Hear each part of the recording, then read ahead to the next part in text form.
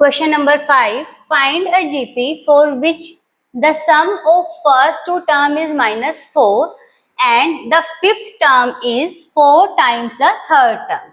क्या गिवन है हमें? एक जीपी. तो हम जीपी में टर्म्स कैसे कंसीडर करते हैं? जीपी में टर्म्स हम लेते हैं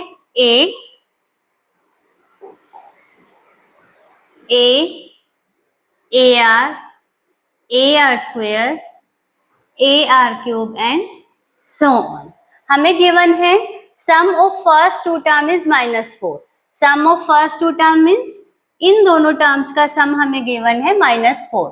that means A plus AR is equals to -4.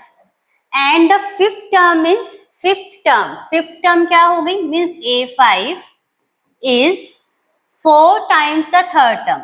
4 times the third term. ये गिवन है हमें कि fifth term is 4 times the third term. तो अगर हम इसको सिंप्लीफाई करते हैं तो A5 क्या बनेगा? AR पावर 4 और A3 क्या बनेगा? AR square. ऐसा क्यों है?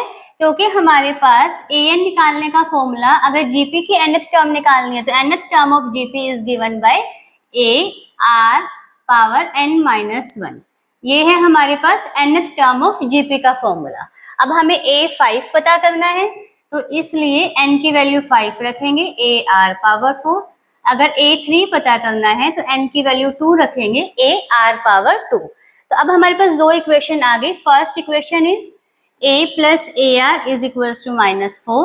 Second equation is A into R raised to power 4 is equals to 4 times of A into r square. अब इन दोनों इक्वेशन से मुझे ए और आर पता करना है ताकि मैं जीपी पता कर सकूं. तो अब मेरा इंटरेस्ट है ए और आर को पता करने में. तो मैं क्या करूंगी? सेकंड, ये मेरी फर्स्ट इक्वेशन, ये सेकंड इक्वेशन. तो मैं सेकंड इक्वेशन से ए कॉमन निकालती हूँ और ए से डिवाइड कर सकती हूँ. तो dividing by a both side.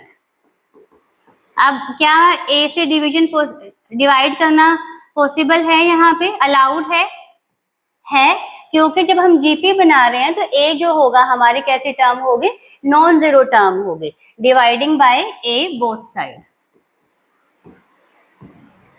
तो वो बना हमारे पास r power 4 is equals to 4r square. Next step में हम क्या कर सकते हैं? Dividing by r square. Dividing by r square दोनों तरफ अलाउड है क्योंकि आर भी यहाँ पर जीरो नहीं हो सकता, कॉमन रेशो जीरो नहीं हो सकता. तो डिवाइडिंग बाय आर स्क्वायर करेंगे तो ये हो गया r square is equals to 4 and r is equals to +-2. तो दोनों आर अगर अब मेरे पास +-2 आया है तो अब मुझे पता करना है कि ए क्या होगा. तो when r is equals to 2, एक केस हम ये बनाएंगे और सेकंड केस हम बनाएंगे when r is equals to -2. If अब हम r is equal to 2 first equation में पुट करते हैं. जब r की वैल्यू 2 पुट करेंगे तो हमें मिलेगा a plus 2a is equals to -4, 3a is equals to -4, a is equals to -4/3. a is -4/3 and r is 2, so sequence will be -4/3. next term will be -4/3 into 2, that means -8/3, and next term will be -8/3 into 2, -16/3 and so on.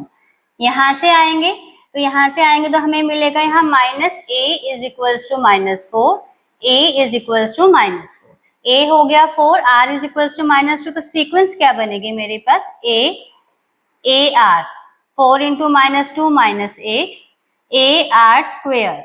तो -8 into -2 16, 16 के बाद -32 and then 64 and so on. तो यहाँ से अब देखते हैं कि क्या ये दोनों आंसर हम एक्सेप्ट कर सकते हैं या इसमें से एक आंसर रिजेक्ट करना होगा. तो sum of first two term is -4. तो यहाँ से भी सम जो आएगा -12/3 -4, जो यहाँ से भी सम जो आएगा वो क्या आएगा मेरे पास? -4. And the fifth term is